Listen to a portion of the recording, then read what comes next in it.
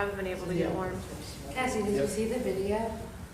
I emailed it to him and I got Lisa and Ruby. It's cute. No. Was it in Greensburg, the last one? Oh, I need that. Jerry Osborne, because we did something for them back in Can you set something aside for me? From it could have been longer than that. Yeah. Did you get the number? yeah, I was thinking about that. We are live. Did you get the numbers for the? I did. Did you see the number for local line? Next travel election. I take all those numbers and put them on the change. There were a few guys that are no longer there. Yeah. That was awesome. I was like, well, something I was wanting to do, I guess.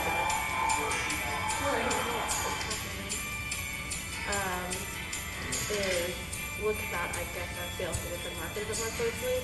Because when I went and added all that up, I was Welcome. like, oh. That's great. Yeah. Yeah. How about you? I know. That's going on the Facebook page? Yeah. Oh, we're going to sit. The Weekender. How are you? Long time no see. I know. Well, we haven't had any It does meetings run big. besides board meetings in 2020. So. I was just supporting I that. think I actually have that on all the sites. Miss Daniel. Hello, Bruce. Man, that's hard. How's your dog? He would be wearing. Yeah, that's hard. Is she alive? Oh, yeah. Okay, good. He, He. It might be Yeah. next week before I come by. Hunter is his name. This has been a very, Better to hold it. yeah. She said she 12 likes years it old. big. And she originally asked for me Yeah. something where it's It's small. common in these golden retrievers, and unfortunately, but I caught this one in town. As soon as I saw the symptoms, I said, I know what you got. I had a cat on Monday and I'm really traumatized. Oh. Oh, you hit a cat? Oh, it was bad. She got out of the car. I made Lee come get it out of the street. I was gonna spend my life savings taking this poor little cat to the vet, but he didn't make it. It was really sad. It's been a really rough week We for were driving me. last night. Let's see, Molly was driving us. We come to eat, and we're right by Piggly Wiggly. And the car was pulled over. Another car pulled over the other side. I didn't see it. Molly said, "There's a deer. That's somebody hit the deer." And she could see the other driver trying to get to it.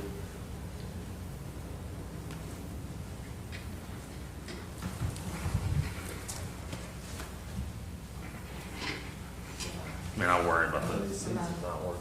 There's one of them that's like. Mom Steve had one night behind there. Really? They're warm. I've seen more around our house than I haven't ever. Gus sees him back. He's got the property back on Conrad Anderson. Yeah. He sees him quite a bit back there. Yeah. We see him when we go to Florida, along 98. Yeah. We've even seen him. They've been on the beach too lately. Yes, and I haven't seen him when Jerry hit it, when she's been walking. Yeah. She sees him walk right up on the beach and go get a sip of one deer. Yeah. We stayed on Redfish Lake a couple years ago. And one morning we were all on the balcony, and man, they were all over the place. Yeah, they stayed there at that Graydon State Park. I stay there all the time. Yeah, that's I cool. see them every morning. You like staying there? All the It time. looks familiar. Of course, with COVID, I don't know when they're gonna open up reservations Yeah. again, but we've But gone there's there no for pool, like- right? No pool. How was that for you? That's always our biggest concern. No, we just always used to go to the beach, Yeah. and then we use Redfish Lake as like our equivalent of a pool for the kids if they want to. Yeah, that's what I didn't think It about. looks like But we they're. went there for like 10 years in a row. No way. Yeah, we love it there. So I'm hoping they'll get back after all this. Yeah. COVID stuff, 'cause I don't know, I guess when they're gonna open. Yeah. We gave you the broken chair, I'm sorry, that's okay. Yeah, we did that on purpose. What happens when you're late? Eric, my sister-in-law just got hired under you. Yeah, so she told me that today. She asked her where she worked, like what floor and where, Yeah. and she said, well, what elevator are you going in? I said, the one by Eric Dash's office. And she said, that's who's in charge of me. My mom thinks that. But she's excited. A kid came over, it's cool. I could go. My son's See, I'm mom. like, I guess I'm more attuned to like the early 2000s. But I'm living for the early 90s too. Yeah, my daughter, we went Yes, there. that looks Saturday. vaguely familiar. That child actor is like iconic. He's from the same. All right, and y'all, we're live, Hamilton, the online. baby. Is that And then she got some different roles. I've seen lots. It's one of our favorite places to go. All right, DDD Board of Directors meeting Wednesday, December 16th. Call to order. Frank DeVittorio, Here. Eric Dosh, Here. John Daniel Garan, Here. Elizabeth Hollywood, Here. Bruce Krepke, Here. Cassie Reagan, Here. Ryan Long. Here. Old business, approval of the November financial report.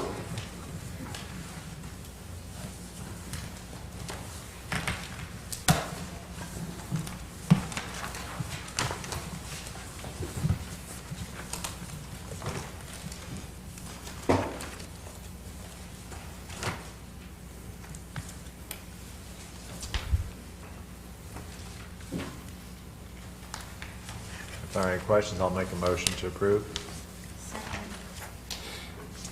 Frank DeVittorio, Yes. Eric Dosh, Yes. John Daniel Garan, Yes. Elizabeth Hollywood, Yes. Bruce Krepke, Yes. Cassie Reagan, Yes. Ryan Long. Yes.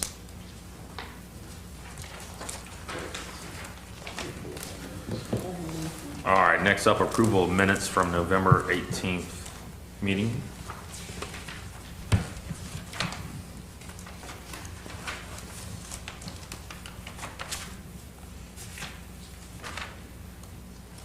I move that we approve the minutes. I'll second. Frank DeVittorio, Yes. Eric Dosh, Yes. John Daniel Garan, Yes. Elizabeth Hollywood, Yes. Bruce Krepke, We are approving the minutes from last meeting. Yes. I'll abstain. Cassie Reagan, Yes. Ryan Long. Abstain. All right, new business. Resolution ordering and calling a special election to be held in the Hammond Downtown Development District to authorize a renewal of a special tax. Do you want to explain anything or go over anything? Good evening, Brendan Black with Foley and Udell. Chelsea had reached out to us about renewing your tax that is expiring in 2023. A little early, we typically recommend that people start 2 years in advance, just knowing that if it fails, you have a 6-month lockout period before you can get back on the ballot. And actually, this was last renewed in 2011, even though it was not effective until 2014. So I think getting this on the ballot now gives you some flexibility for financing projects going forward. Since the term of your taxes is expiring, you can't borrow against that tax for any longer than the current term of the tax. Other than that, I'm happy to answer any questions you have.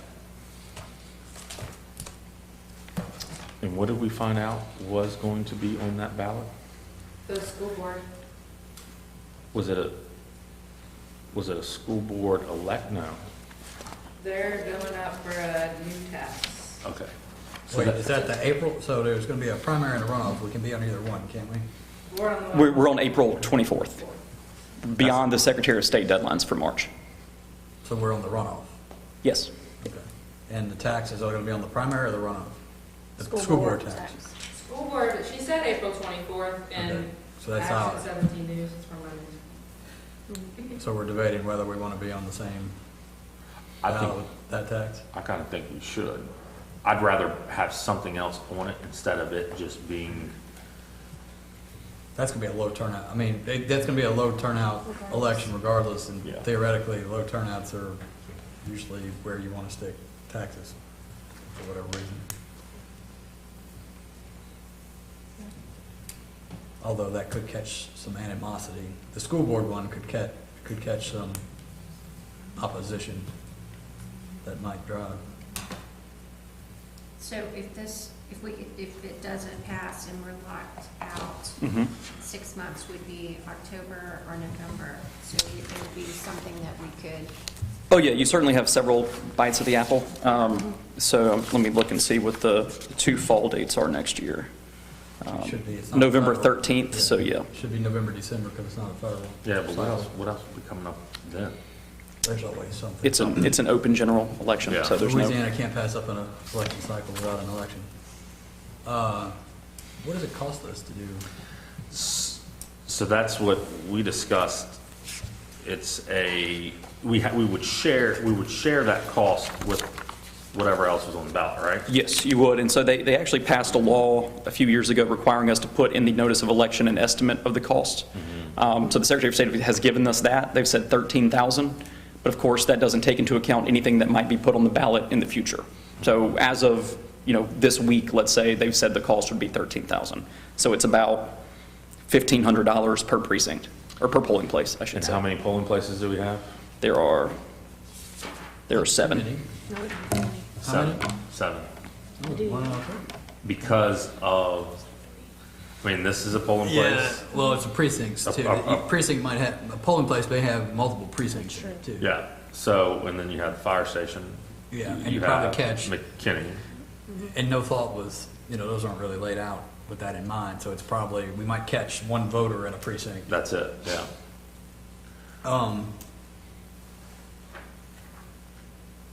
So I guess the more stuff that's on the ballot, the lower the lower, share would yeah. be. So a November election would probably be usually there's more on them.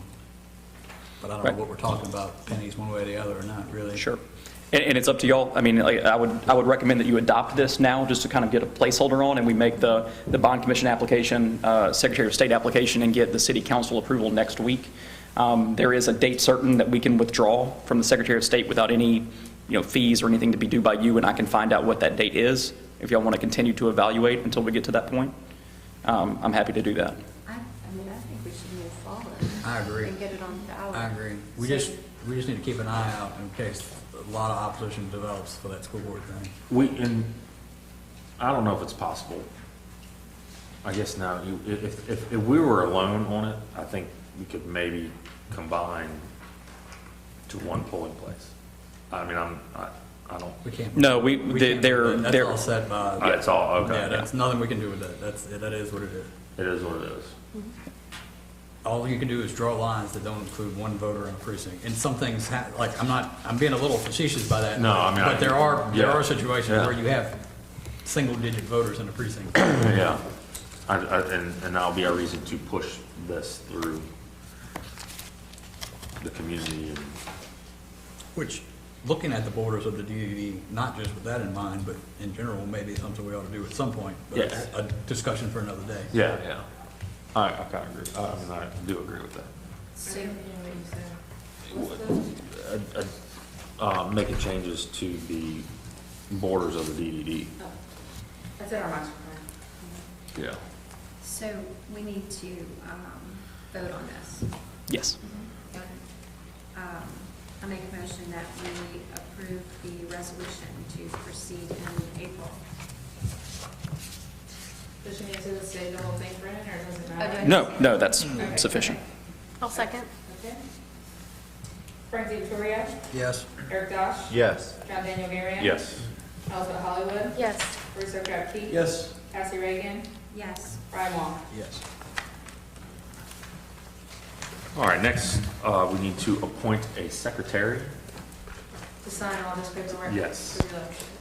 Oh, we don't have a secretary? We just have chairman and vice Chairman. chairman. Does anyone Who's want the vice? job? Does anyone? Husband. You want to be secretary, Cassie? Me? Sure. Move to appoint, nominate, whatever the term, adopt Cassie as secretary. And I'll second. Frank Victoria, Yes. Eric Dosh, Yes. John Daniel Marion, Yes. Elizabeth Hollywood, Yes. Bruce O'Krepke, Yes. Cassie Reagan, Yes. Brian Wong. Yes. Frank's really good about nominating somebody so he doesn't get. You should have voted against yourself, Ken. Yeah. What have been that? All right, next up, public awareness campaign. This was something we talked about, this all goes with the election, making sure that the voters know, not in telling them how to vote, but telling them what they need to know and what the DDD is. So, we put together an RFP, it's under the second thing under this green tab, to send to the downtown advertising firms. We think it'll be, so we're gonna take January, and we always do a campaign with our annual report, and we put up things that say, did you know the DDD spent this and that, whatever. But this advertising campaign will take place for February, in middle of February, March, and go through the election. And you can see here, they'll handle the social media, do a new DDD video, mail out flyers, do all the ads so that everything looks the same and it's very professional. I think it's more than what Katie and I can do, but we're not agreeing to anything. We're just gonna send this out and see what the cost estimates are, and we can decide from there. Can we make sure, the proposal that they return to us, that it's not just a lump sum, and that it's broken out according to the different things that we're asking for, in case we decide, just to move forward with part of it, or? Yeah, I That's a good idea. put, itemized cost breakdown are preferred, everything should be like inclusive, but I'll elaborate on that too. The last time we had this, do we know what was done, or Oh, there's nothing on my computer either. how long was it? 20, you just said 2011.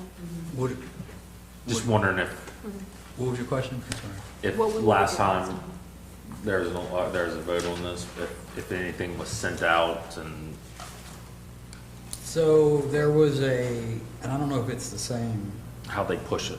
you talking about the election? Yeah. Oh, that was before my time. Yeah. I don't know, it seems like in the past there has been some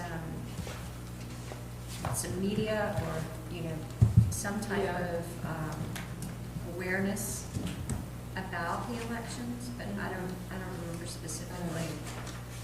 Well, for this, we can send it out, like Nancy said, see what the cost is for a 60-day campaign and what they're gonna charge for each thing, and then we can go from there and decide what we wanna spend, how much we wanna do, and all that good stuff. But I just wanted y'all to see it, and we're gonna send this out tomorrow. Chelsea, this, just out of curiosity, how did this come to be put together? Was this something that we just pirated from somewhere else, or was it from scratch, or? We took a lot of the language from the RFP we put out for the rebranding we did in 2018.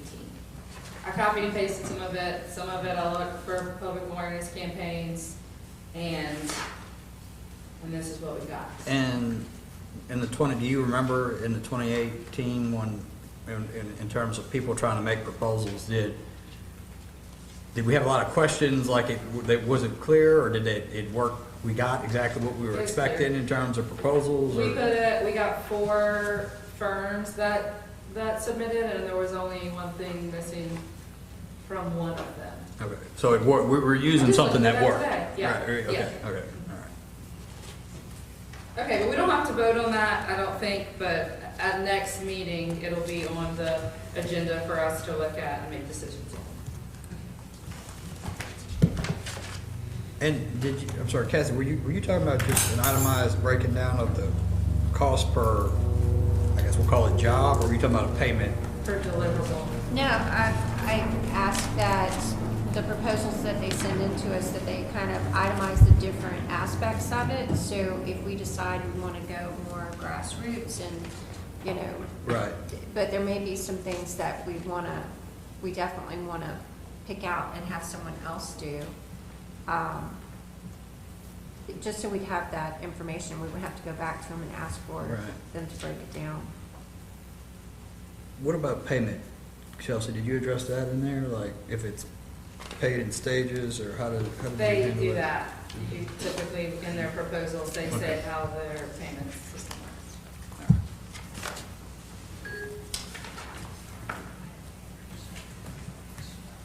Okay. All right, next up is the revolving loan for the Baltzell Building Amendment. We don't have anything in here for this.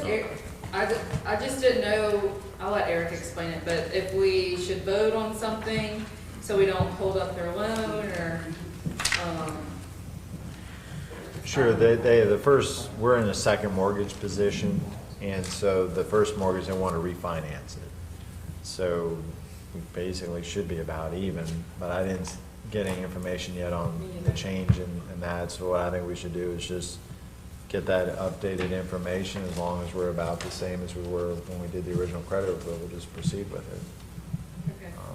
But they're really just refinancing the first mortgage in front of us. So they're just refinancing, it's not an increase, to your knowledge?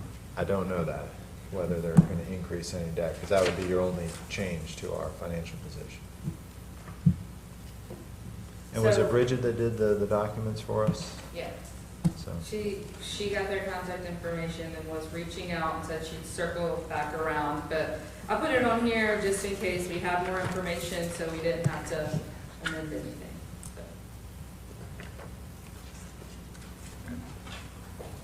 Okay. So are you asking, I mean, are you asking us for, or if we needed to subordinate, That's what I then was you would really thinking. you'd really need our approval to agree to subordination, I guess, you think? we already have it subordinated. The question is, do we need to reapprove it? Why don't we, I mean, I guess out of a abundance of caution, Yeah, as long as that's it's not fine. increasing, we're here talking about it, I mean, like Chelsea said, like, might Yeah, as so it well. doesn't hold them up. Yeah, I just say, I'll move to approve, subordinating to a mortgage provided it, the underlying debt isn't increased. Eric? I think that's fine.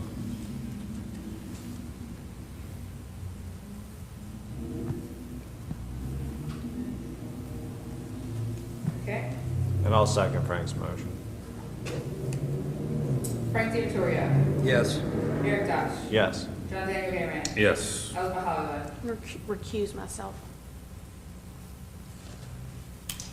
Bruce O'Krepke, Yes. Christy Reagan, Yes. Brian Wong. Yes. All right, 2021, 2022 board appointments. So we don't have to do anything for this. We're not gonna make any recommendations. We amended that. But this is the packet that would be presented to city council. Eric is rolling off, which is sad. Eric, how long has it been? 14 years, 12 years? No, 2014, 2014? Oh, that's where I got the 14. 6 years. That's where I got the 14. But you got a better replacement It's been a coming. lot of he's a long-standing, but Evan's gonna replace him, and he's here tonight to listen in, and I met with him and gave him all kind of stuff to read over. John Daniel is renewing his seat, and Mr. Bruce is rolling off, and you've been on it, when did you start? 15? 27 years ago, something like that. 15 years ago? And John Ignatius will be taking his place. I think that's great for us because he's also on the Historic District Board. So I met with him, and he's going to work on giving a DDD report at their meetings and a historic report at our meetings. And then Brian is hoping to keep his seat. So all these will go up, these are on the city council agenda for the 22nd, and then we'll all meet for the first time on our board training on January 13th. So there's no competitive positions, they're all just, Yes. right. Yep. I did that way. So which board meeting? I will pass this along to anybody that's here from that, and that I've heard the council at meetings request that appointees and nominees they're asking for actually be present at the meeting. Yeah. That's good, yeah, Mm-hmm. absolutely. Is that Brian, 22nd? Yes. Okay.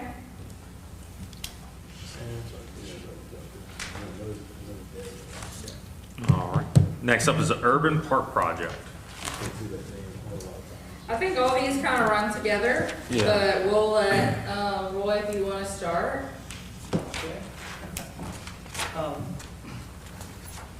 Thank you. I guess what I'll do is just kind of quickly go over kind of a rough schedule for the project. As you know, that we have to spend 75% of the funds by October of this year, or next year, 2021.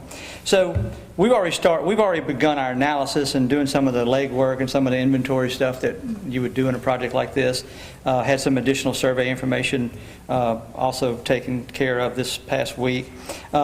In early January, we'll be doing the preliminary design studies, and our plan is to have a plan to show will probably go first because they're first in the month with a design committee in February. We'll present the plan at that time, and then we'll go through that whole month of making presentations. We'll come to you guys for a presentation. We'll be going to the city council. We'll be meeting with the mayor and different people just to kind of run the plan by everyone. We'll have estimates at that time, renderings, that kind of thing.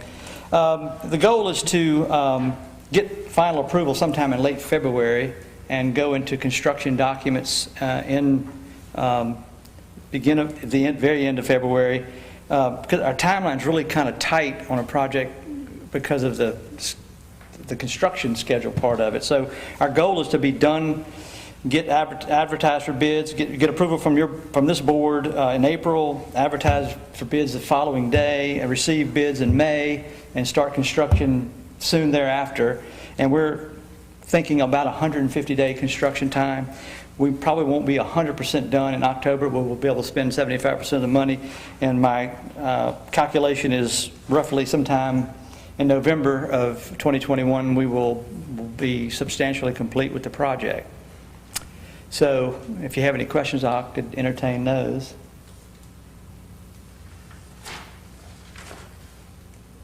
Are we going to use like the design committee meeting and the DDD board meeting as public input sessions? We have a public meeting in the schedule.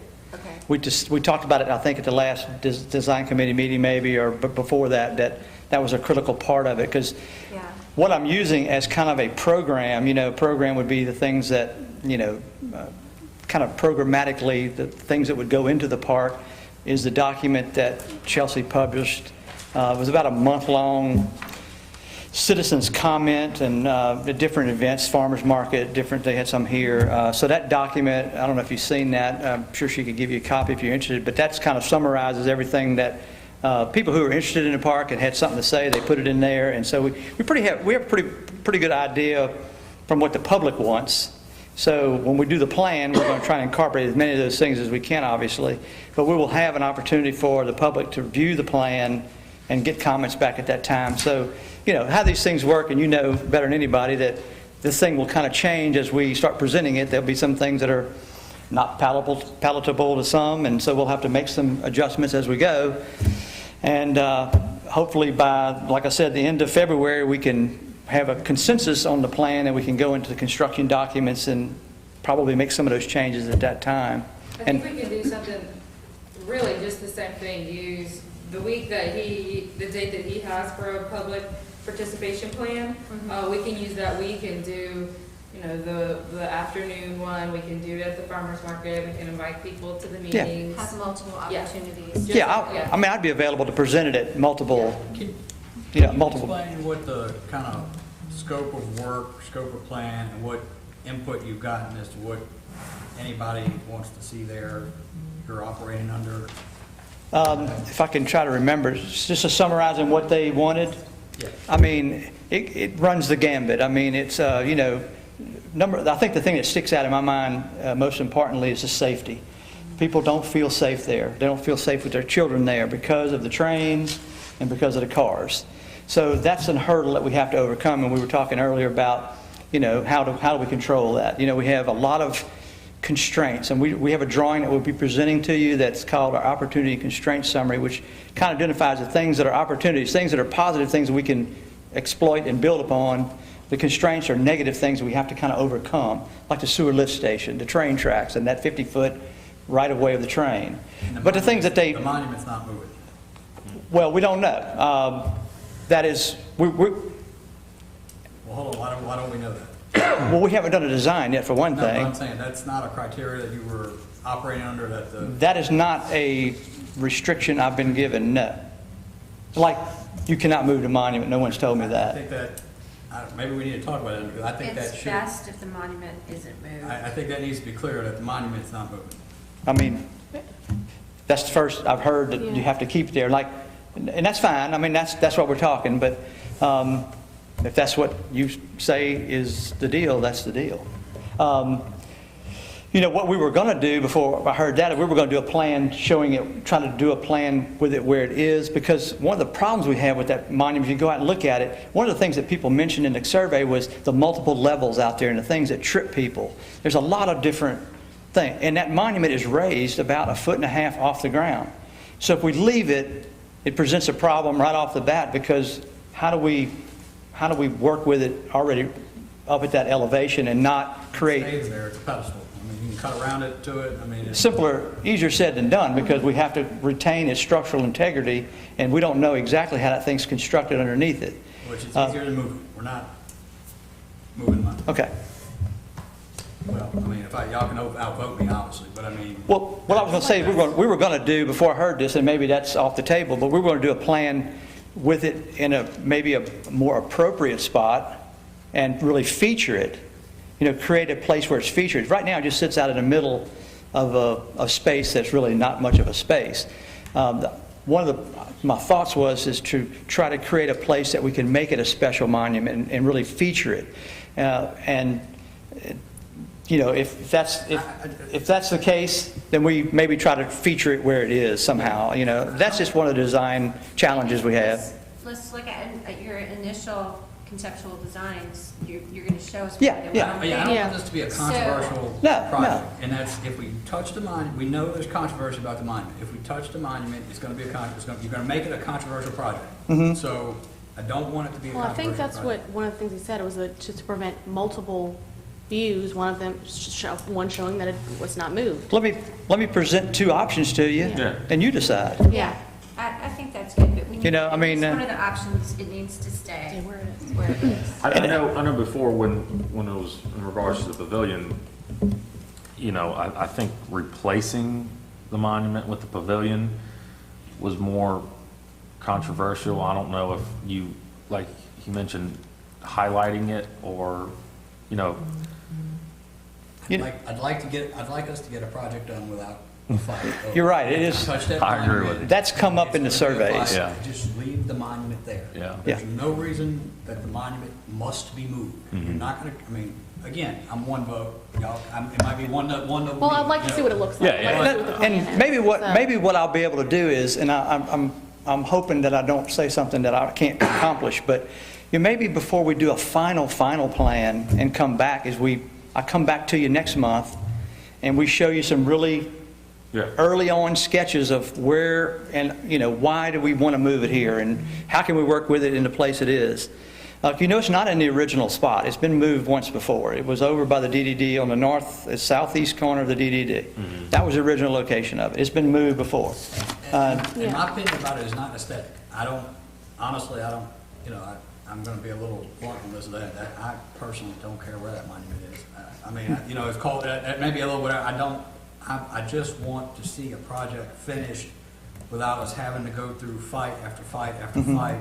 I Because of the know the monument. monument is a controversial thing. I don't want to fight if we can avoid it.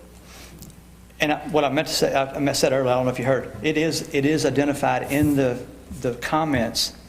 I don't know how many people commented that it's a negative moving it. It could have been one person, but it is noted in there that the monument should stay where it is. And, my approach was going to be show you two different plans, one with it featured in another location that's more appropriate, I think, and then one trying to work with it where it is, at the elevation it is. It's a little bit more challenging, but let's see what we do. If that's okay with you guys, let me show you two things. I don't think it's a problem to look at options. Yeah, I mean, maybe I can convince you that it's worth the controversy. Maybe it's not worth the controversy. Maybe it won't be controversial. I don't know. Maybe it won't be Yeah. controversial. Maybe that the people who don't want it moved, we can sell them on a different place that it's more appropriate and that we're actually making it a more special location and featuring the thing, I guess. So that's kind of the plan. That doesn't slow me down. That just knows I have to kind of accelerate my things a little bit. So at our next meeting, we can kind of let the cat out of the bag a little bit and show a couple of options, and then we can go in a different, we can decide that night and then go in a different direction. So I'd just like to make sure that when we do that, we make sure we get it on our Facebook and we Yeah, get it yeah. out to the Let public people know. that we're going to be having the first view and, you know, be open to public comments. Can So we- you get it early. We can do polls too. Yeah, as can, well. can we do online, like, I know we do the email polls. Can we do like a Facebook poll? Is that okay to do a Facebook poll? We do It for, needs to be retained as a public record. Yeah, yeah. And as long as I just think you get more As long as clicks. you collect and From social retain the media. information, you can do it on Facebook. Okay. Or, Yeah, I don't want to take slow you comments, down. yeah. I just want us to have it. Yeah. I I'm want just- people to know that we're going to be looking at People's it, input. and talking about it, and get more input early on, so we don't get further Yeah. down the line and then back up and start over. I'm sitting here wondering if it doesn't make more sense to wait till the February meeting when I can have a little bit more renderings and sell it a little bit better than just having a plan, because for the January meeting with the holidays and everything, it's going to be impossible to get to that level of drawing. So maybe what we do is just try to shoot for the February 4th meeting with, well, it would be February 17th, I think, with you guys. So if that's So the okay. February 4th DDD Design Committee meeting. That would be the first opportunity for someone to see. I don't know, I I mean, think if we wait till the 17th. Yeah, I think- We run the risk of slowing you down. yeah. So we can use the design committee meeting as the first look. And I mean, everybody's welcome to come to that, I think, yeah, so. yeah, I'd like. And that might be the opportunity to publicize it for that meeting, and let's talk about it then, and then, you know, between then and the 17th, if we modify, we got things we can change, you know? So, Okay. Are y'all okay with yeah. I like it. that? Okay. thank you. All right, next is the DDD building in La Coretta. Mr. Tom? Tom, I'm gonna do a little intro here.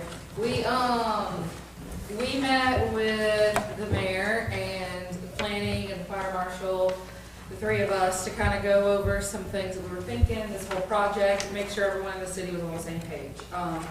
One of the questions we talked about with the DED building, we know that we want Tom to do the construction, but it was, what can we do? Will the city pay for? How is the city involved? And, the mayor said, right now we don't pay a lease. You know, the city donates this space for us to use for an office, so they have no problem with us renovating it at our cost, but we'll just get a lease signed, you know, saying that we're doing the renovations, but they're gonna keep up with the upkeep like they normally have. But I'll let you talk about all your. Yeah, you covered a good bit right there. Oh, is that what? Well, no, the main thing that I was concerned with is I knew that, you know, the city owns the building, so we got his permission. He pretty much gave us the, do whatever you need to do to make it, you know, more usable. So, so after that meeting, we went over and took a closer look, and it's, you know, it's pretty straightforward what we need. We need to, I think the want from you guys is to have some public restrooms, which I think is definitely, you know, needed. And how we do that, we got to be pretty sensitive to the historic building that's there and, you know, try not to alter it too much. So I've got some ideas, you know, with that. And then also to eliminate some of the obstructions that are on the inside. A couple of storefronts are in there that kind of bisect the building in half, and maybe try to open that up and get some open office space. And so we just kicked around a couple ideas. But I guess what I'd like to do tonight is just, if I could, you know, draw up a proposal. I think that's what the next step would be, to maybe start doing a user meeting and putting together some preliminary drawings and that sort of thing. Timing-wise, with Roy's project, I don't know if it, you know, you kind of mentioned that you might need that for Hot August nights. You know, do we kind of wait till the end of the urban part before we, you know, do we want to try to, Yeah, logistically, how do we do these two projects at the same time? You know, so that's why I haven't really talked about schedules and all of that. Something to think about. Why does it have DDD in La Coretta?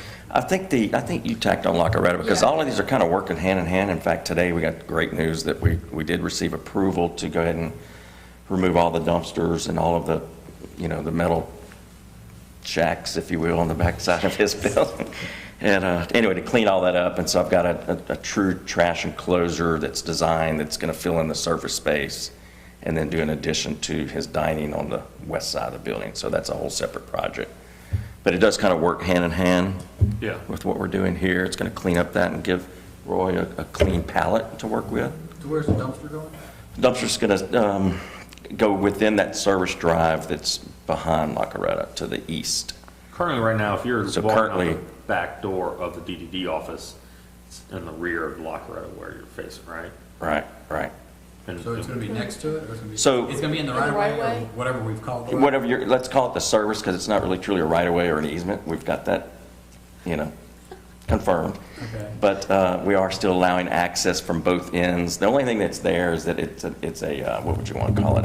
It's a utility easement, because there's a storm drain under there that's been there for like 100 years that the railroad company put in. So as long as we maintain access to that a water truck can get in there and clean it out, we're making some provisions to make sure that happens and add catch basins and things like that.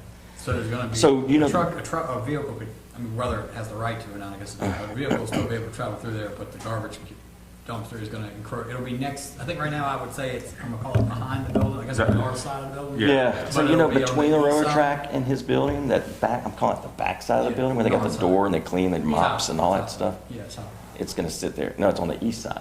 No, I'm saying, I think right now it's on the Currently. south. No, it's currently on the south, Yeah, and it's gonna be moved to the east. to the east side, and up about halfway up that alley, so the truck can pull in. And we're actually encouraging him to use the rollout and smaller, containers and that kind of thing, so. there will still be basically a single lane Correct, right away. One way, I assume? yeah. Okay. Now, keep in mind, where the section that's La Coretta's is his own private property. Okay. But we're allowing an easement if someone needs to come in there.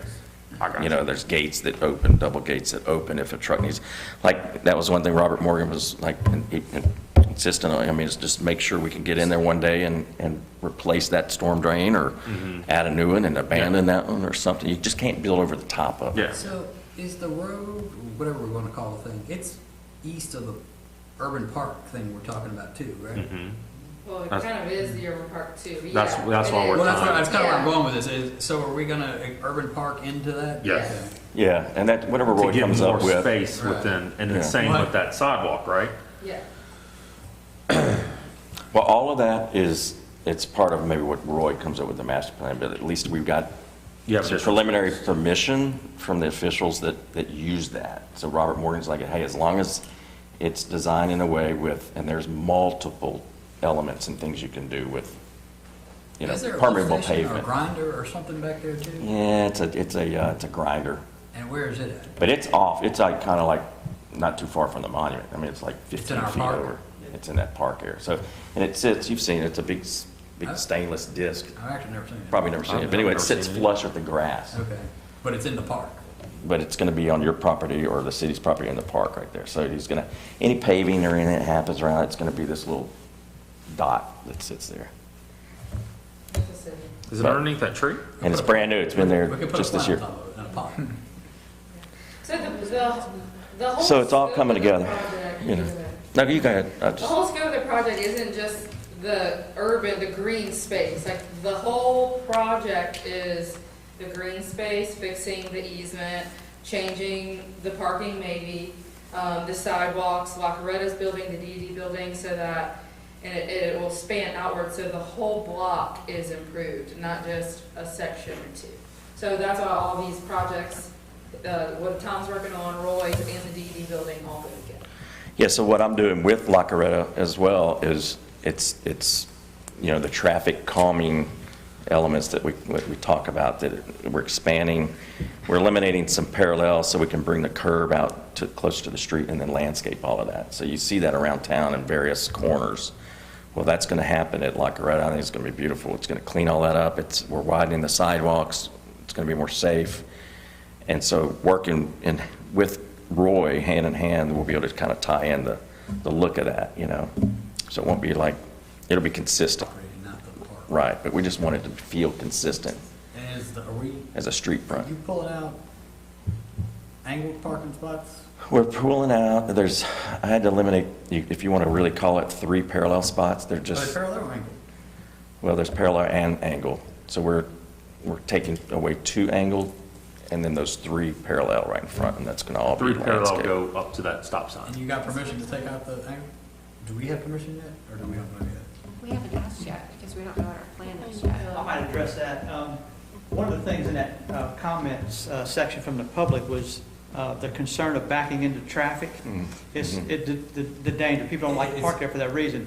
When we were at the meeting with the mayor last Monday, we pretty much, I think we kind of got his unofficial blessing that we could eliminate those 4 or 5 spaces and go parallel. What that also does, it gives us about 8 more feet of park that we can create You could capture. along North Railroad Avenue. This is the only time I think I've ever been in the position of in favor of eliminating parking.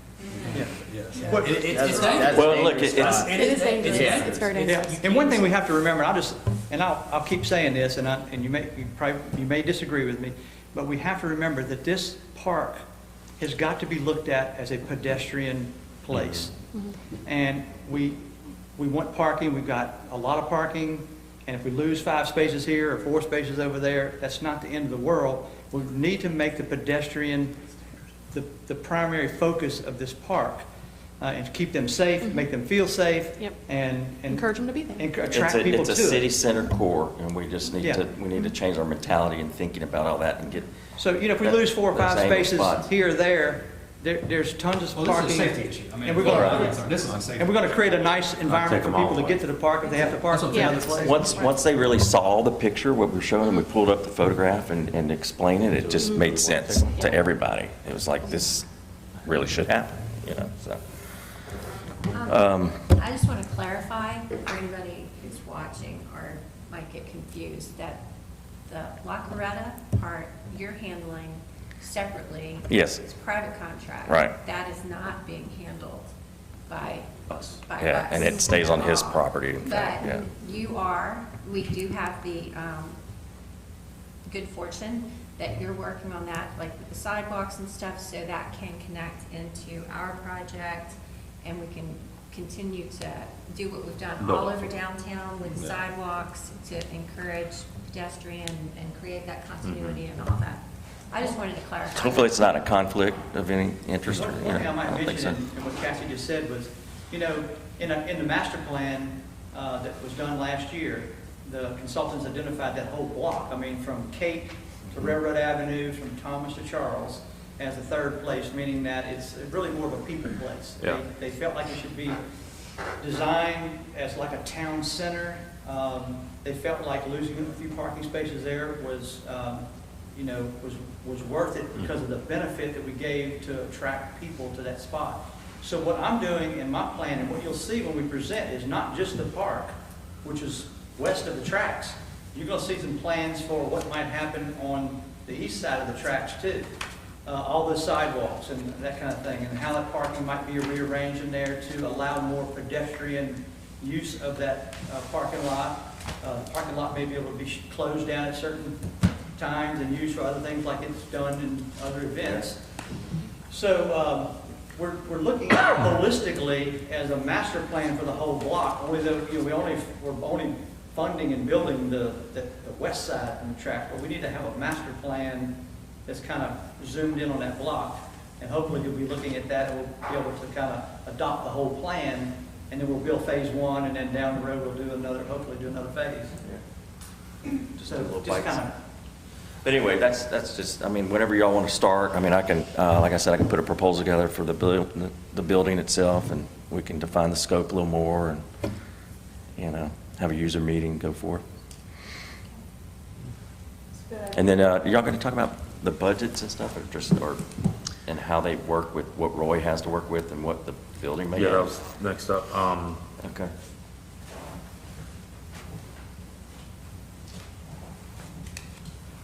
Did we, Well, I'll put in some 2 cents. We kind of talked about it at the design committee meeting. You guys have never come up with a budget. We haven't done anything, but we did try to figure out kind of some estimates of things. We know Tom's got some estimates about what the sidewalks and the parking will cost, and Roy has started with, which the $300,000, the full bond for that whole area, and Tom, we're pulling out whatever other funds we want to use for the building, but that's really up to you guys. I think in the design committee, we kind of talked about this large of a budget this large of a project will more than likely use the whole budget. So it's, we could do it for a working session, you could decide tonight, you could ask for cost estimates. I don't know how you guys wanna handle it. I think we need to get some initial ideas on the plaza and some additional, Okay. Yeah, I was going to suggest that maybe, it might be a little premature. Okay. I'm guessing that to try to, until we know what the park's going to cost, and we'll know that in February. But we'll have a pretty good idea of an estimate of what, probable construction costs are going to be, and we'll have to make some decisions at that point.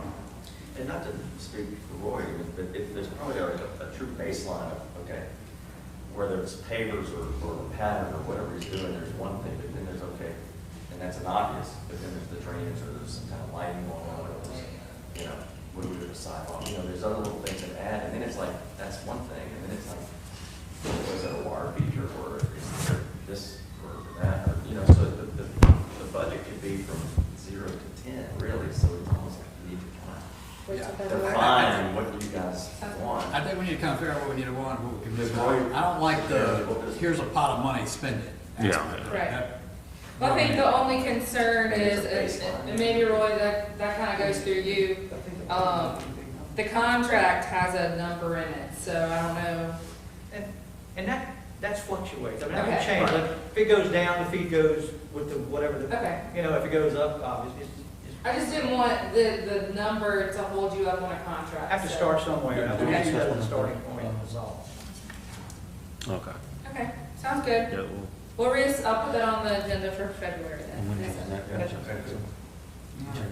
right, let's move on then. okay. Excuse me, when's the public comment available for this? Oh, sure.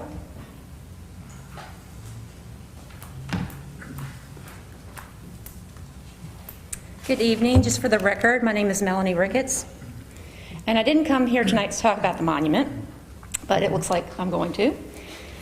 On November the 5th, the design committee meeting, when I was here and asking questions, and I point blank asked if the monument was going to be moved, Chelsea told me that the monument At this time, no. that was not the plan because the pavilion had been scrapped. And Tom, we talked about it at that meeting also, and told me that the Stewart Monument wouldn't be touched. And Melanie, not to interrupt you, but that was my understanding of it too. This was. So I'm really surprised I thought by this this. was a dead horse that we'd already beat, so. I thought so too, and I didn't come here to beat it, but it again shows that there's a very big misunderstanding about the history of the monument. And Mr. Dufresh is correct. It was originally on the corner. It was moved. It was on the corner in 1908, and it was moved in 1968 when the DDD office was built. And it was moved to the location where it is now 2 years later. Because when they moved it, they broke it, and it had to be replaned. So we don't know what's going on inside that monument. It's heavy, and if it's moved, there is no guarantee that it won't be damaged. So that is the basis for me being very concerned about being moved.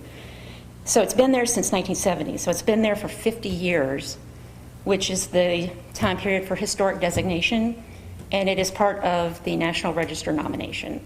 So I'm very concerned about that, and there will be controversy, and there will be a fight. Can they even move it if it's registered now? Can they, do they even have, don't they have to get some kind of permission to do that? Here, no. No, I mean, if it's on the, you said it's on the registry? It could be. It could be. There's a nomination for the register. And it's been done? It's Yes. started? Okay. It's at the state right now. Okay, so, But that doesn't mean that our historic district can't ignore that. So, but you're right, there will be a controversy, have an issue with that, and I thought that that had been resolved. anybody who's been paying attention would know that. Right. So, like I said, I didn't come here to talk about that tonight. What I came to talk about was the trees, because that was my new thing. In November, I contacted a gentleman who Tom Anderson had originally recommended, who is a oak tree expert.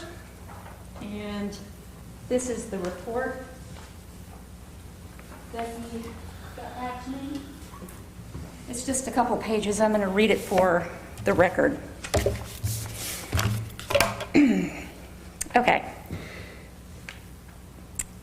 The gentleman's name is Dr. Guidry, and his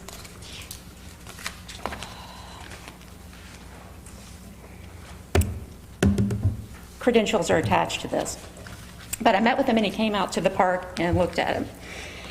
Okay, so regarding protection and preservation of the historic live oak trees with respect to the proposed construction of Railroad Park, West Thomas at Railroad intersection, downtown Hammond. At issue, hardscaping, previous asphalt, the health of the trees, compaction of soil, and water management. I'm going to take this off while I do this.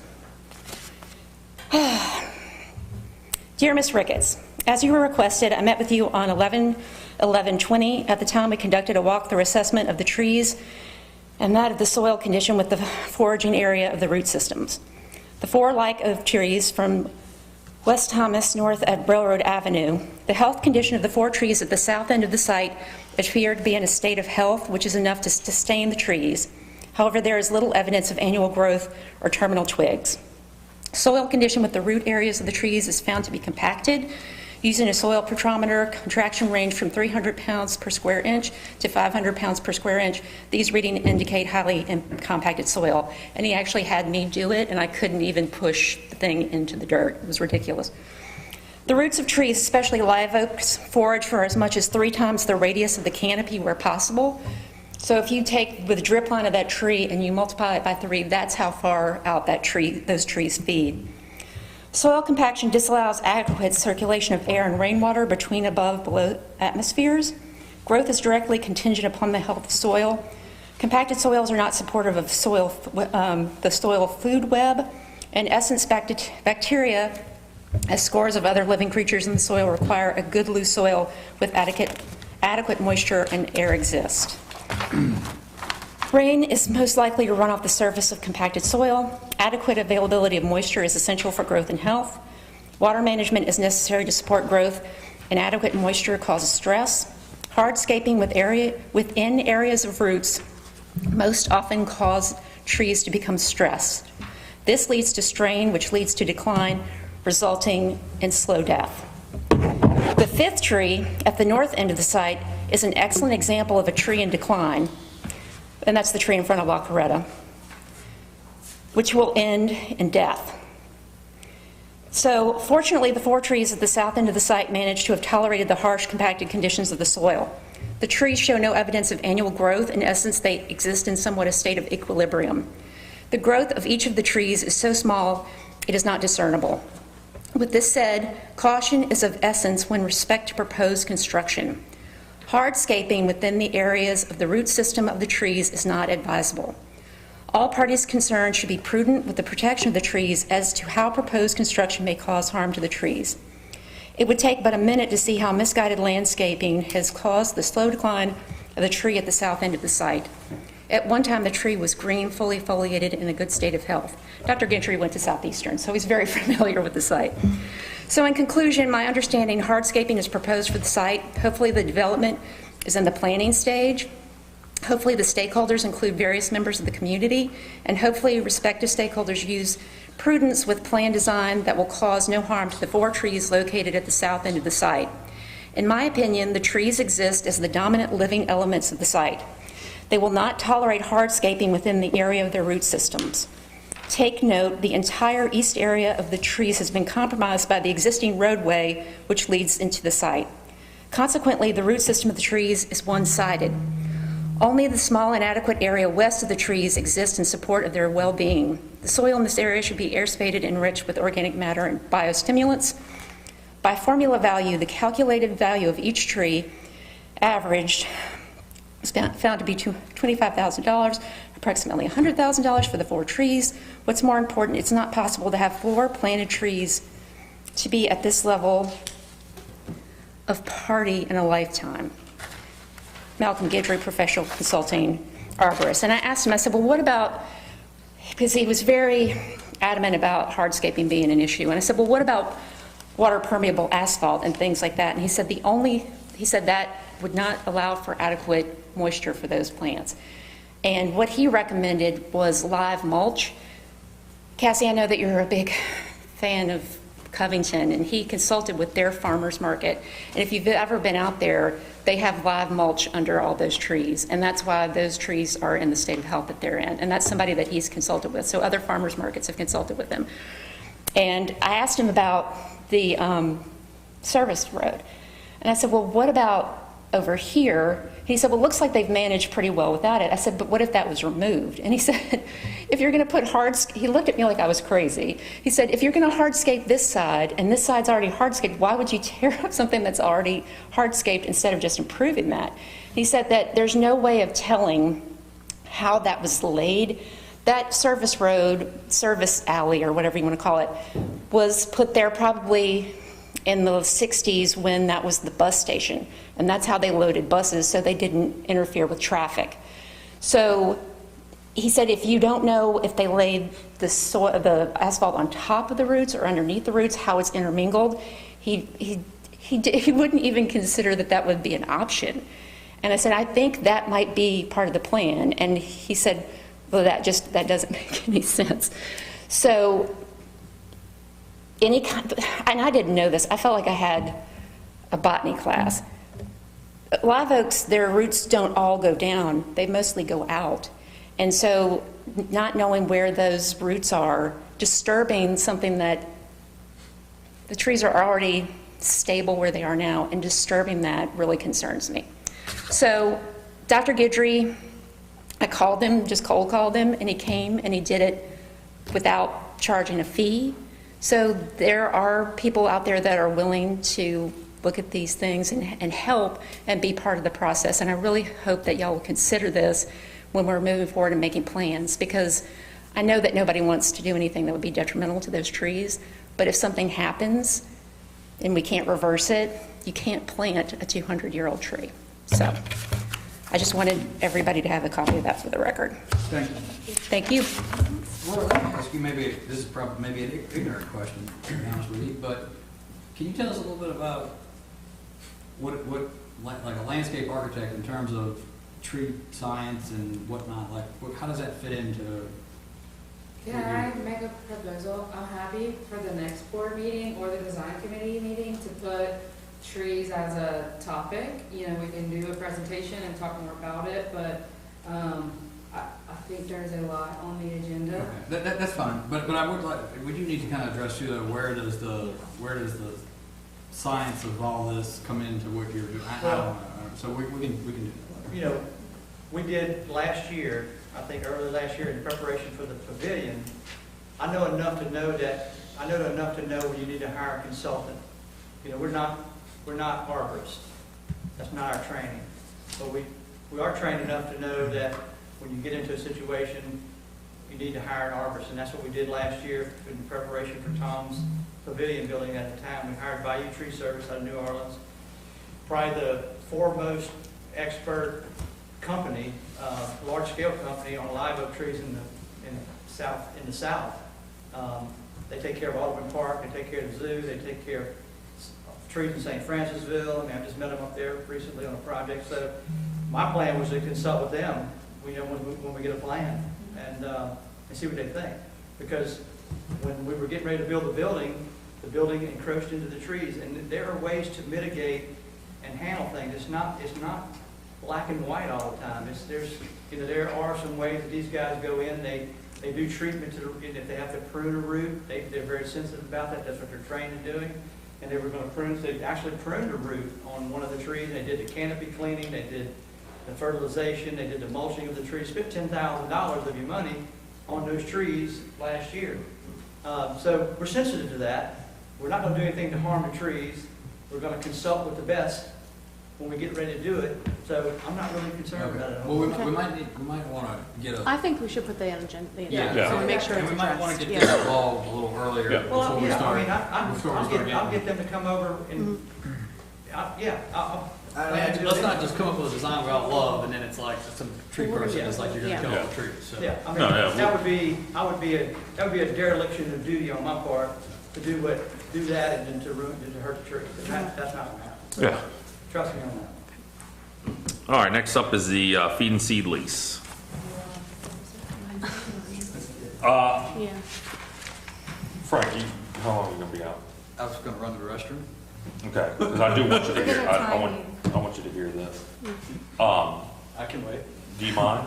Yeah, that's fine. I'm sorry, because I want your opinion on this more than anything. Else that I've said all that. All right, yeah, Cassie, I'll let you highlight this because you had the most recent, is that okay? No, that's fine. Okay. So I think you're all aware that we were putting together a lease with an option to purchase to send to the Andersons to proceed with the feed and seed.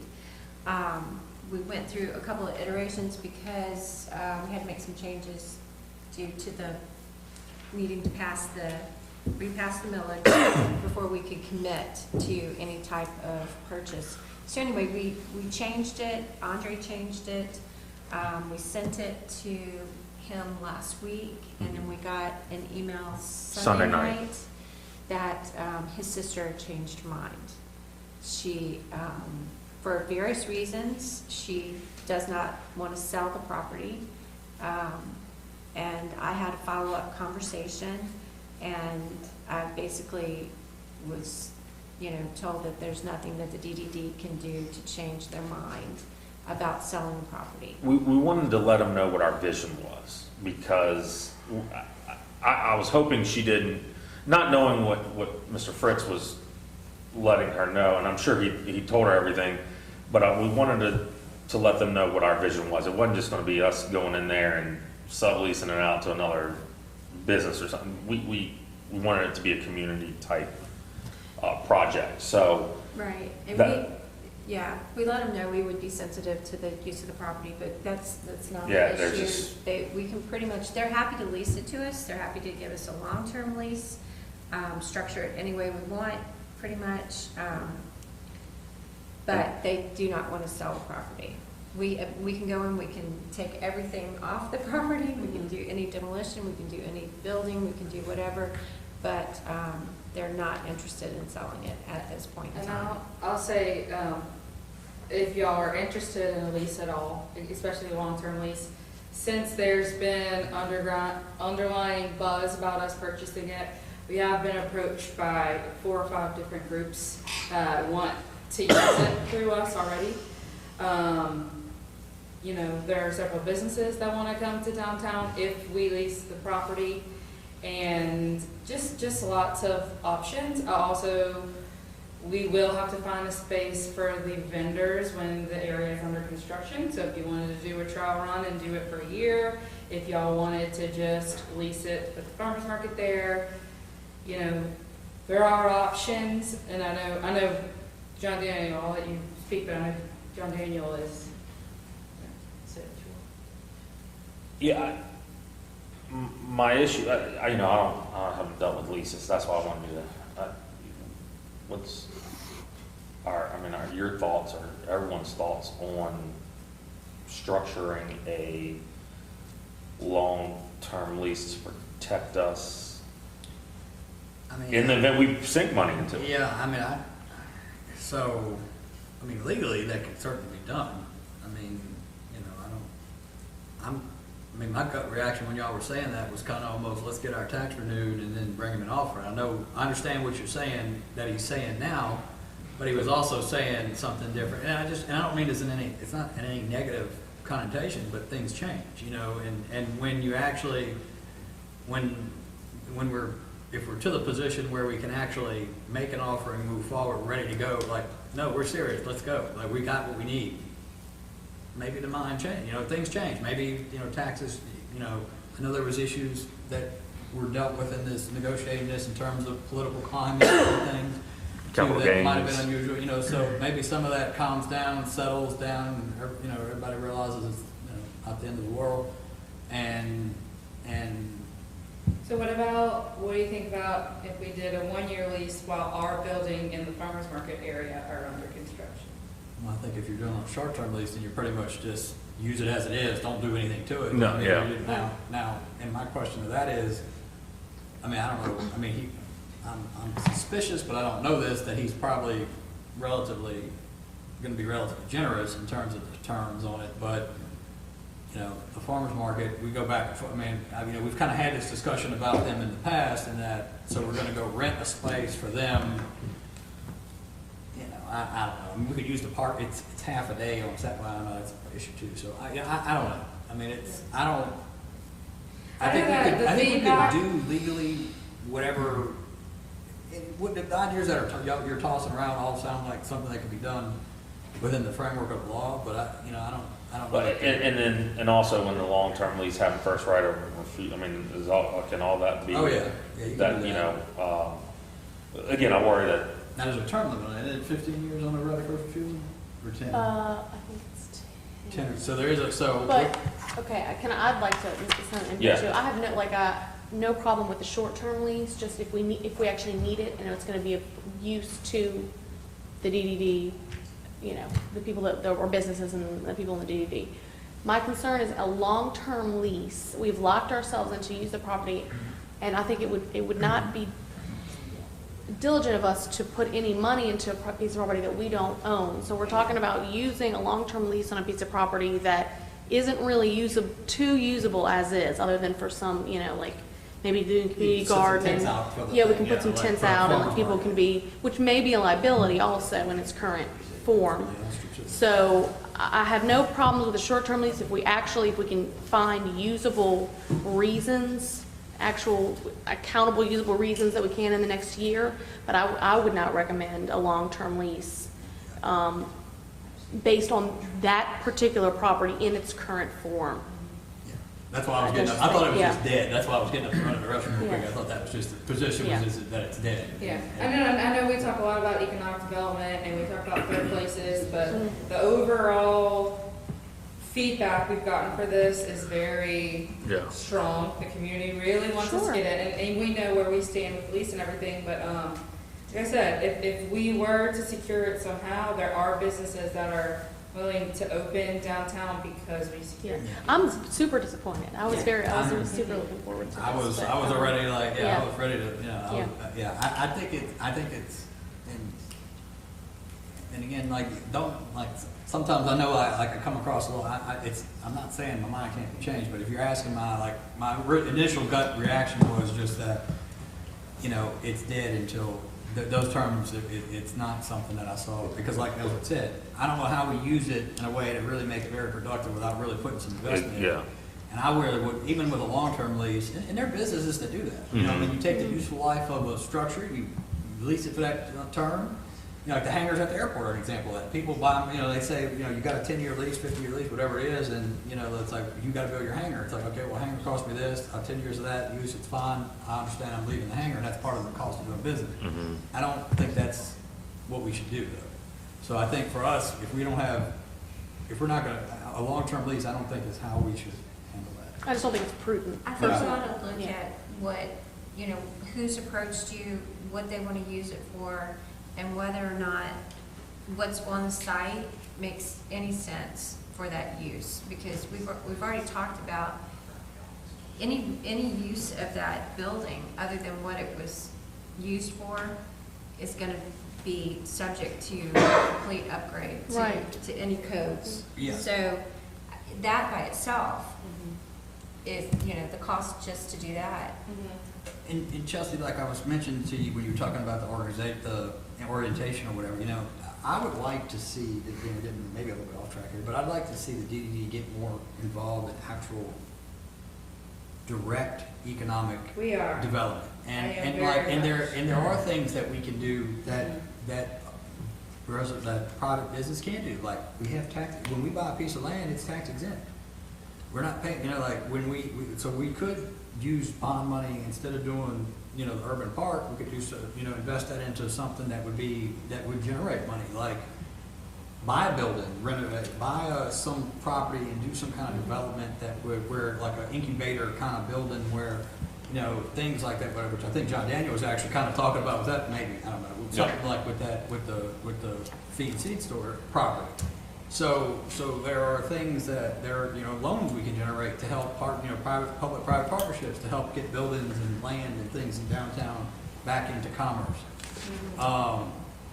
And like Elizabeth said, like, I don't know, we need to look, if there's people that are saying that you're in contact with, let's have a little meeting, figure out what they are and what we can, if there's anything we can do to incubate them, so, but yeah, I think without that, I think the best chance, I think that in my mind, that project's dead until, like I said, if we renew the bond, and I understand everything we're being told, and I don't think that's a fog or a smokescreen at all, but just recognizing it's one thing to say no to a theoretical thing, it's another thing to say no when it's actually there in front of you. And it may be no, but it is what it is. I think the next step in my mind for that property is if we haven't moved on, once the bond gets renewed and we can actually I'm not moving on. I think it's really good. buy it, then make the offer once we're ready to actually sign a purchase agreement. Anybody else? Thank you, Frank, I'm sorry.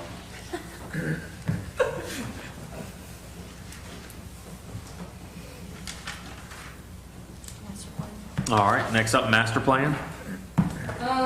This, we'll have to go to the design committee, but I just wanted to let you guys know. The reason we didn't present this to city council yet is because they had an issue with number 1 that said build a community pavilion. So we've rewritten the strategy for number 1 to revitalize the city center. And we're gonna talk through this at the design committee. You guys will reapprove it and then it'll go to the city. We're gonna take the pavilion off here, right? Yeah. They're gonna take it off? I think I'm gonna just do it. It'll cost Okay. us no You're just money. gonna- Yeah, that'll be great. I'll just, yeah. Okay, Yeah. all right. Can we, yeah. just touch Okay, it. so this will come to the next design Yes. committee meeting? Okay. Yeah, as it relates to the pavilion, just, I do have a tiny update that maybe have some silver lining on the Hanson Crossing.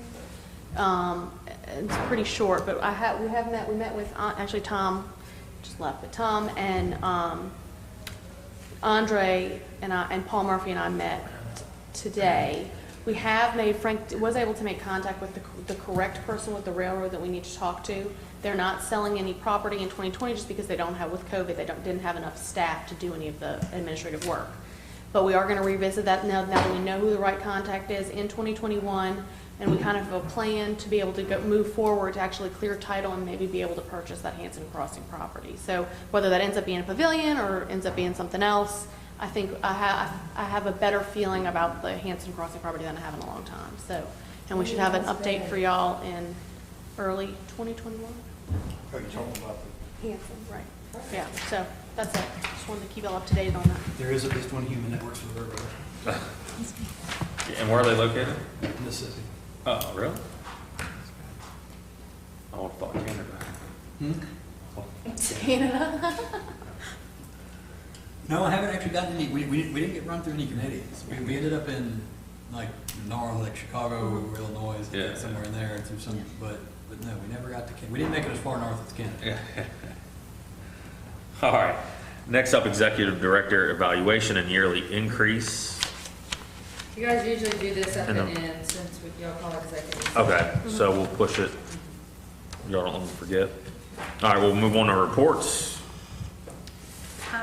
Design committee, this that's in here was from November. There was a You're right. December meeting that I didn't get to attend.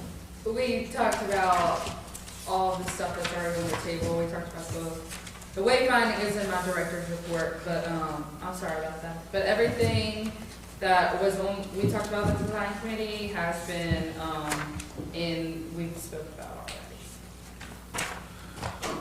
All right. Farmers Market Committee report. Yeah, just gonna give a quick update, since I know we're running sort of short on time.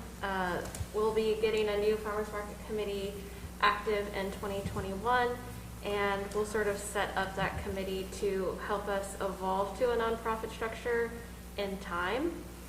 So that will be, the vendors taking a bit more responsibility and having the farmers market be financially independent and a bit more flexible, still keeping partnership with the DDD and the city.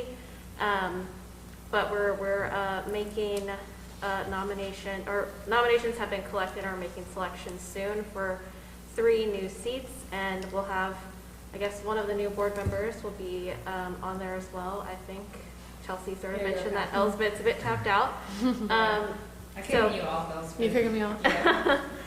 So we will have a new DDD board member as part of our committee as well, for the time being as we're operating as a committee. But, you know, as we move over towards the nonprofit structure, we'll explore that a bit more. And then I just want to put a plug in too for obviously the urban park renovation that's going to be going on. We'll be working with them to explore a way to have a temporary setup while there's renovation happening. And we plan to do a pilot for the block closure of those 2 lanes on Northwest Railroad? Yeah. Yeah, between Thomas and Charles.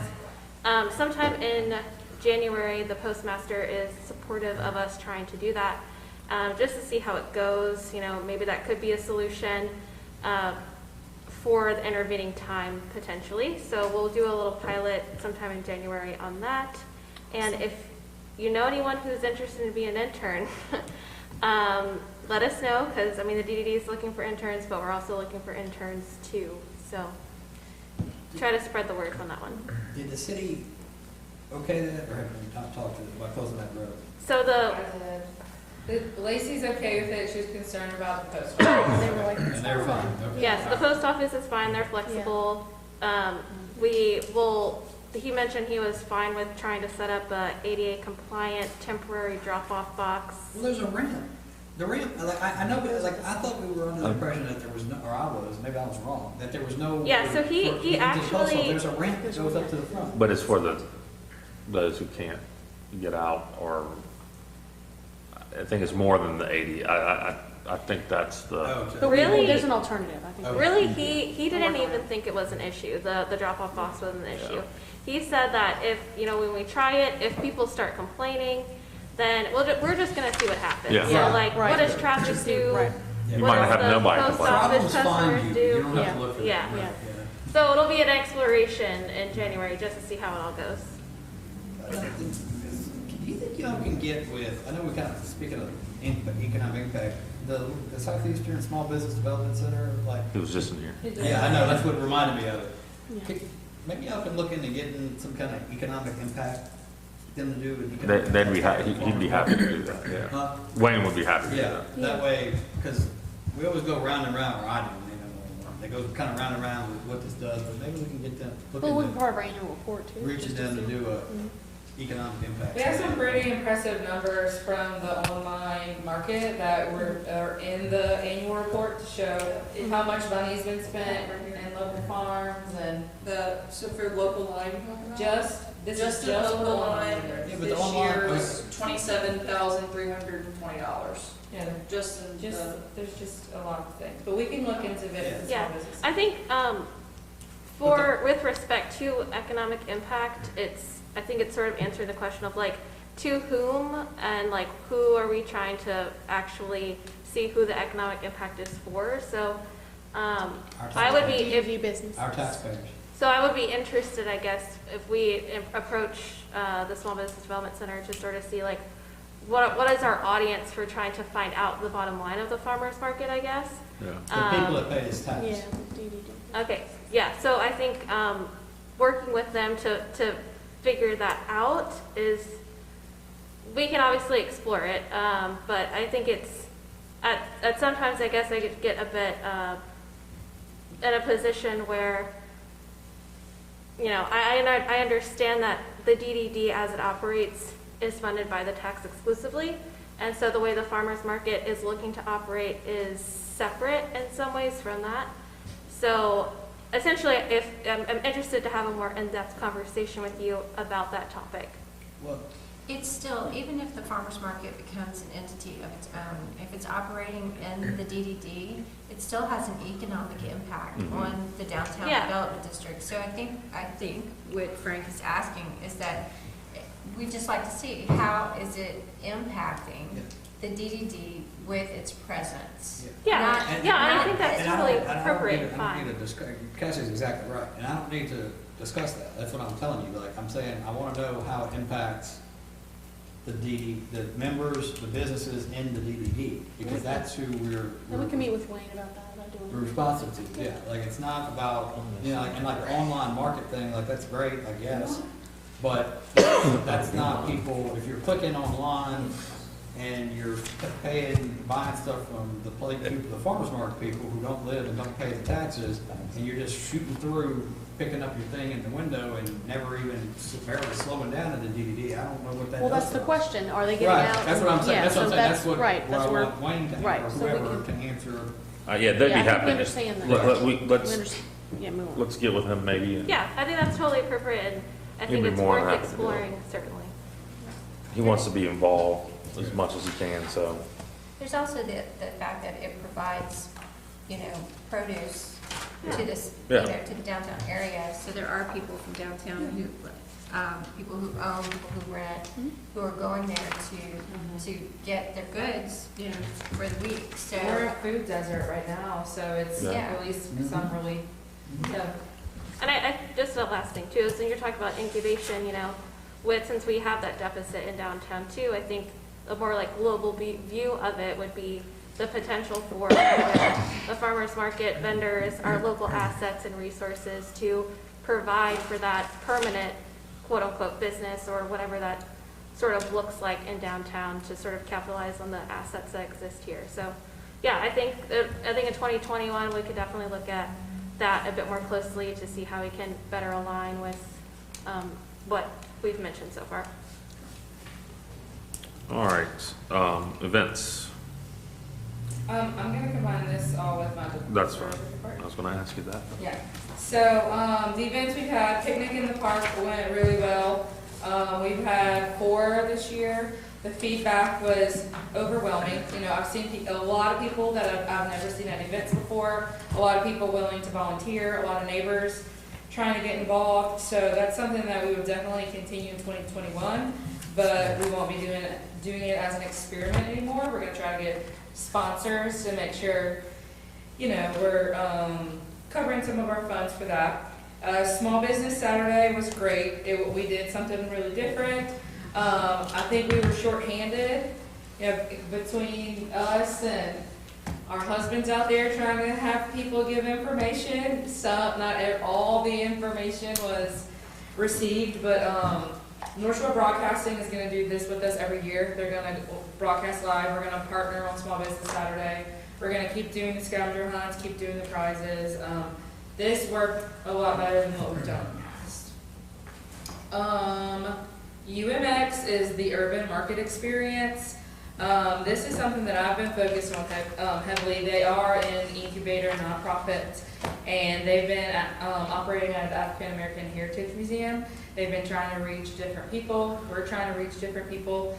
So they do a once a month setup where they funnel different members in.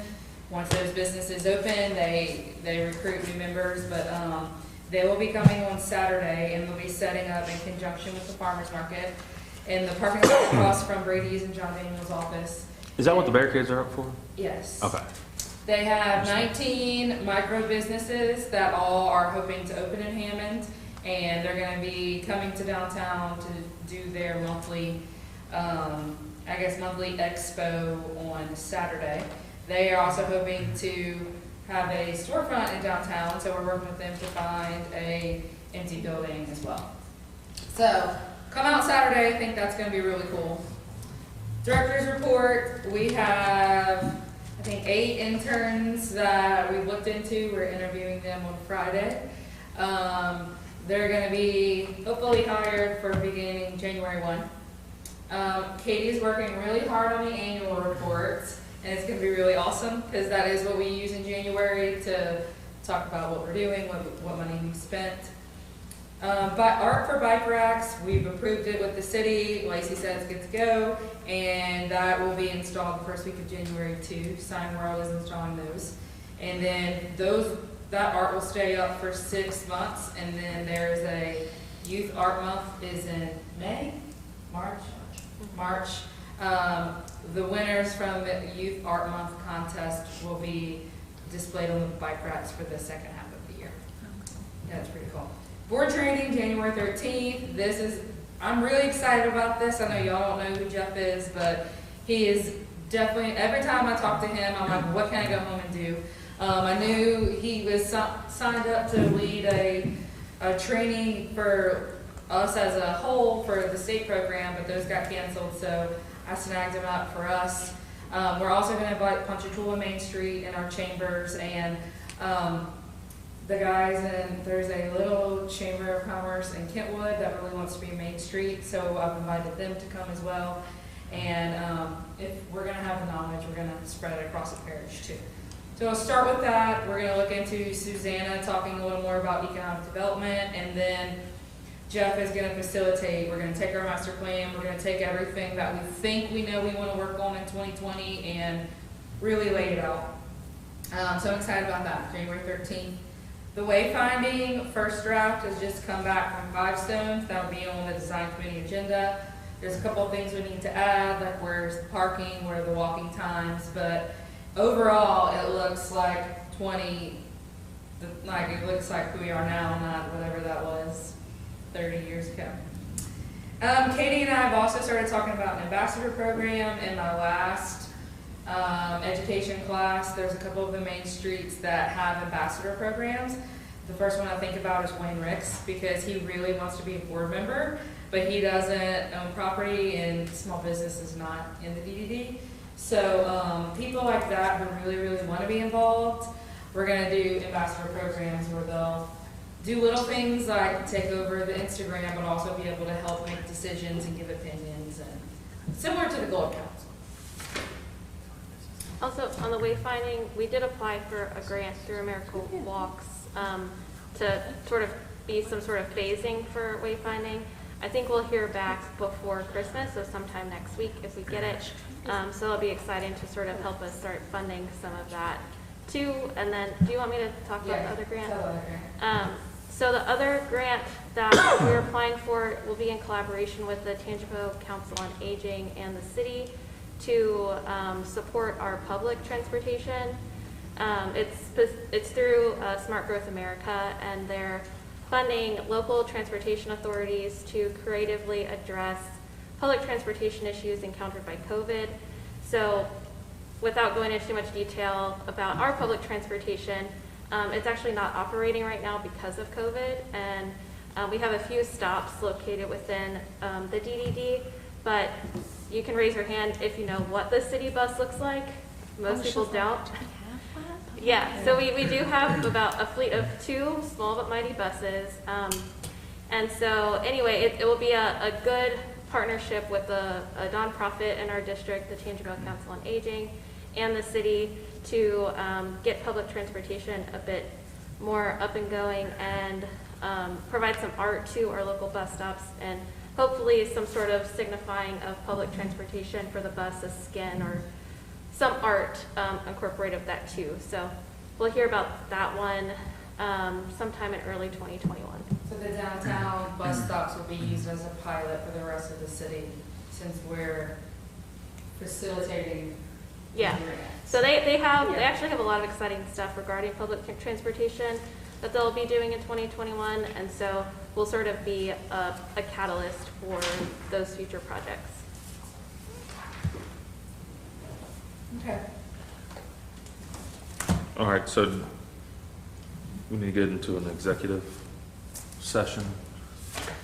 Well, before y'all do that, I'll say that there's 2 years ago, y'all asked the staff to come up with goals to evaluate. Click on the orange tab, this red tab. This is everything that was approved 2 years ago. You can see the goals are first, and then I went through everything that I've done, all of the things. So that is pretty all. All right, so I forget how we get Need to a it. motion into executive session. One was executive, make a motion second, I think it's got to be unanimous. So, what do we want? I move we move into an executive session. Who was that second? Mr. Bruce? Okay, Francie Victoria, Yes. Eric Dosh, Yes. John Daniel Garrett. Yes. Elizabeth Holloway. Yes. Bruce Gretke. Yes. Cassie Reagan. Yes. Brian Wong. Yes. All right, y'all talk bad about me because you're tired. What about the online thing? You gotta turn it off. You gotta turn it off. 'cause it's executive. Does anybody know how to turn it off? Yeah. And turn it off there, turns this one off too? Yes. Can I get your signature real quick? Oh, absolutely. Secretary. They're not wasting any time. The I was working with you. They landed about 10 minutes. So when I go And there were down, several copies of that.